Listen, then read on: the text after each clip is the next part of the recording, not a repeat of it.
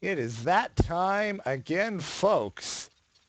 We have another Collegiate Star League game match with the University of Windsor. So, starting it off in game one, we'll start with our University of Windsor player here in the bottom right. We've seen him before, and maybe we'll see him again.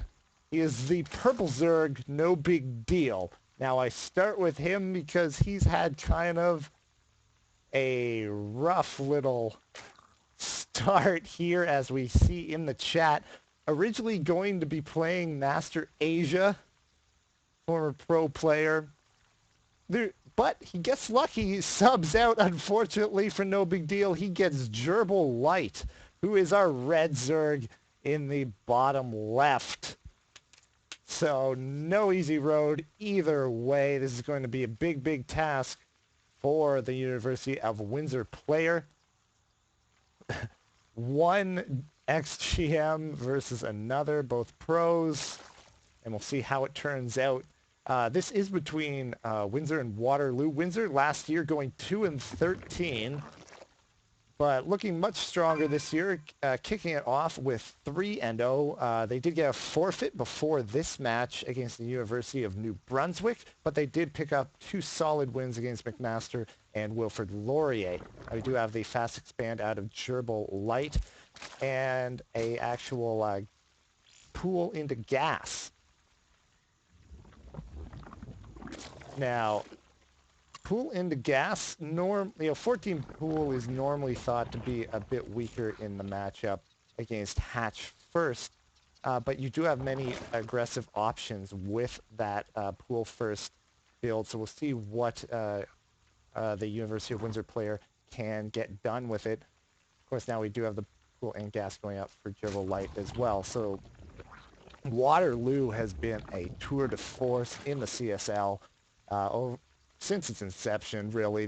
They've won the finals a few years back. They've been to the finals since then as well. So very strong team. So definitely the biggest test for the University of Windsor here today. We do have the first couple lings coming out. We have one checking. Now there has been no scouting so far out of the Windsor player. Now on Waterloo side, same can be said, but the Overlord's going to get the scout, see where it is, and figure it out from there. He probably should have seen that Overlord and had an idea of where it came from, but I guess just being safe with that other Zergling, and this Overlord will cover the top ground. Now scouting in, sees that hatch done and completed. We do have the hatch started over here for no big deal. In the meantime, we do have a pull out of gas for no big deal, so no big immediate Baneling or Roach plays out of him. But if we look at the production tab, we have a lot of lings in production, 12 lings, so immediate ling production. Now if we look on Gerbil Light's side, still just droning and not really any sort of defense right now, playing very greedy for this matchup, which is a bit odd. Normally, at the very least, you see a spine here. You want a couple queens to be able to block the ramp against any sort of early Baneling aggression. Did we even see the gas geysers? No, we did not. All he knows is that he put down a hatch at some point. So this could actually do a lot of damage if he doesn't get on Zergling production. Just building 4 now, and a Baneling nest is on the way. But speed is just about to complete here, and we have a lot of lanes moving into the base. Pulling immediately out. What is he going to do? He's not bothering with the hatch to try and get right in. The queen's not quite there. Do they have the block? Only partially, but it's not enough. Kills that one queen. The second queen definitely going to go down. A bunch of drones go down and tearing it apart. I'm not sure if actually Gerbil will have anything here. He has some lings coming out. He has a Baneling nest done, but how is he ever going to morph any Banelings with this many lings already in his base? These drones cannot fight these speedlings.